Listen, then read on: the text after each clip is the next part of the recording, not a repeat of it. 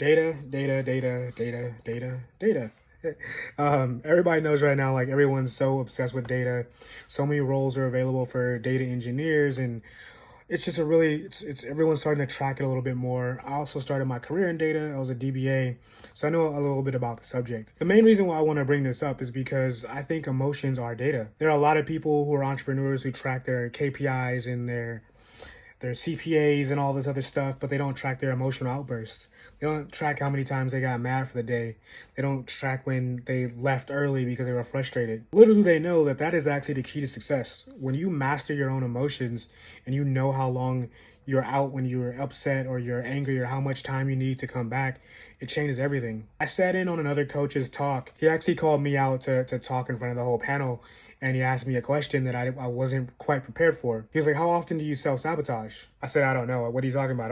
I don't really consciously think about that." And he's like, "You should. You should think about how consciously you self-sabotage."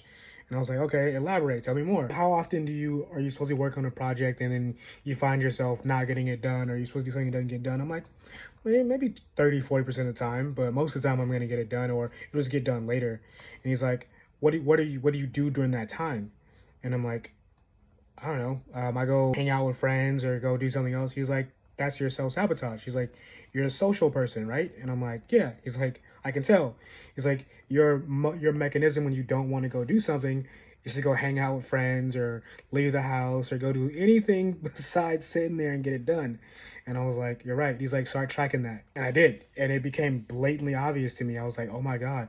Instead of writing this proposal or doing this, I went to go walk outside and talk to someone. Or now that I'm currently back home in LA, I went to go talk to my cousin, or I called someone. I'm like, "Hey, what's up?" There's anything to put me into a human interaction with someone else besides working on what I wanted to do. So I'd say my main lesson from this video is to start tracking the data about you, about your emotions.